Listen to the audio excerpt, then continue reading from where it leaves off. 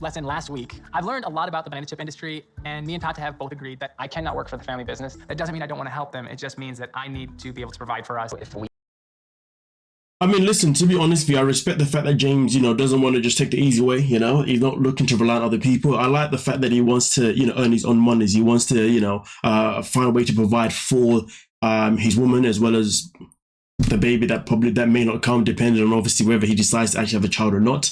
As of right now, it is abundantly clear that he doesn't want to have a child. But either way, though, I like the fact that he's like, listen, I don't want the easy way. I'm going to find a way to get a job here and make it work in some kind of way. How he's going to do it, I don't know. But either way, though, we've got to respect that. Well, at least I do anyway. But let's continue.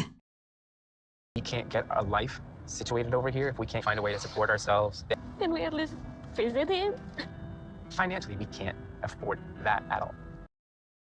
So sadly, they found out that, bringing the dog to the Philippines is one of those things that, yes, they can bring the dog there. The only thing is once the dog comes, the dog can never return to the States. So that means, they'd have to stick, well, ideally, it'd be wise for them to stay, of course, in the Philippines. Now, she's simply asking the question of, but if the dog stays in the US, are we able to still go and visit the dog every now and then? And James is saying that right now, that's something that we cannot afford, which is true. And to be fair, the fact that she asks that is kind of wild to me, but we continue. The car that's not selling. I just want to see him and hold him. Like, Jojo be here. I don't have a kid, and I also don't have a Jojo. What do I have? Until our little family is back together as a whole, I feel like if I was a dad, I'm failing. I've abandoned our child back in the States right now. And if I can't even take care of a dog, how can I expect to take care of a human? Oh boy. Damn, some of those lines were powerful. I'm not gonna lie to you. If you can't ever take care of a dog, how can I expect myself to take care of a human? I mean, it's a fair point. It's a fair point. I think depending on how you want to look at it. But obviously with Meitalia herself in particular here, she's obviously heartbroken with the fact that they had a dog, and now the dog, there's a complication with that, and then also on top of the fact that she may not even become a mother because of him. I mean, I can't imagine how she feels, but I can only imagine that she feels nothing but empty. Nothing but empty, because how else would you feel? Because, some of the things that you want in life, you can't ever have them anymore.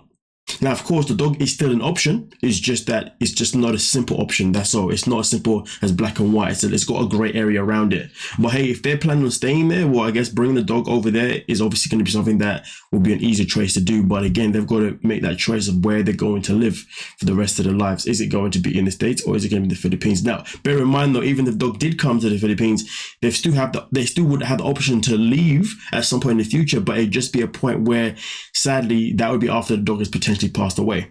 Of course, they can have people at dog sit if they need to go elsewhere within that timeline, but I'm saying if they wanted to move back to the States, it would ideally be after the dog has sadly passed away. But I'm just happy that I'm not in their position, but then at the same time, I wouldn't put myself in this position. So yeah, there's a big difference. What if I didn't think that I could stay here permanently? Like, would you come back with me if that The last choice.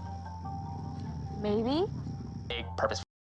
It's crazy how they still have this conversation about where they're gonna stay. I mean, I get it. These are two people that literally left the States because she wanted to get medical care in her home. But at the same time, the two people also decided that we're gonna move there too. And to be honest with you, I feel like James needs to stop throwing the idea of going back home, because really and truly they haven't been back for that long, I don't think. And I feel like he needs to put more patience into trying to make things work there rather than trying to find an escape plan to go back, because he knows that it's going to be more convenient and easier for him to be back in the States when it comes to finances and whatnot. And I get it, I completely get it. It's normal thing for people want to resort to what they know, to their comfort zone. But hey, she came over to the States, she stayed there for a long period of time. She did her best, and I think it's only right now that he stays there, and he stays there for a long period of time, and hopefully can make things work, within the next year or two. I mean, sometimes you got to let things plan out, and things can take up to at least a year minimum, I'd say, But hey, we continue.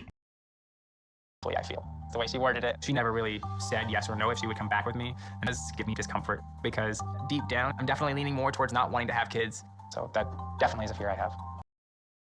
So he's saying that because she gave him the same type of answer that he would give her when she would ask him about kids, this is what makes him worry about the whole concept of her, you know, not wanting to come back to the States, and her probably never wanted to come back. So that puts fears on him.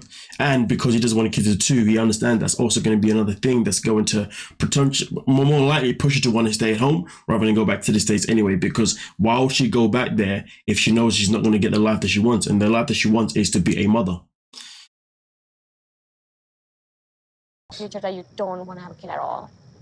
Like, I'm almost 28 now. The age that you would want to have kids by? Maximum is like 33. Now, the reason why she says that the maximum would be 33 is purely because of medical reasons. She says, you know, because she's got medical issues, or health issues. She said health issues.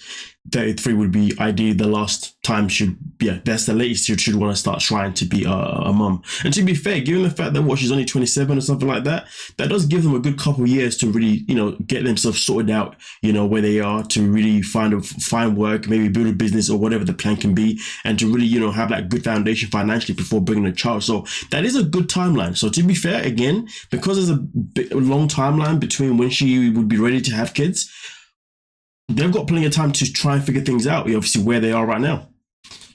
And that comes down to James just being a bit more patient and not trying to rely on something that he knows. And of course, I would say, if it was me personally, I would say give it 2 years.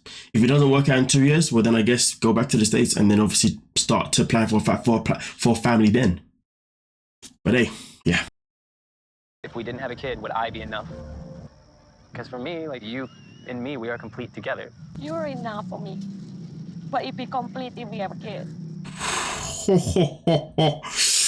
That line hit different. Oh, you're enough for me, or we'll be complete if we had a kid. Ooh, the way she spun the words on him too. Am I not enough for you? Oh, and if he was and then she took those words, spun them around.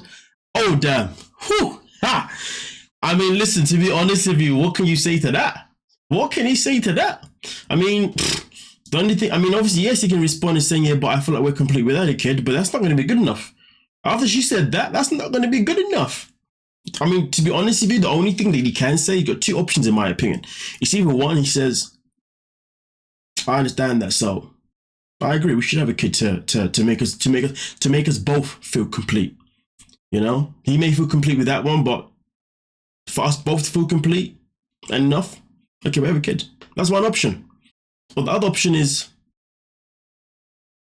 I'm sorry to hear that you don't feel like we're complete without a kid, which tells me that we're both on potentially 2 different pages and whatnot.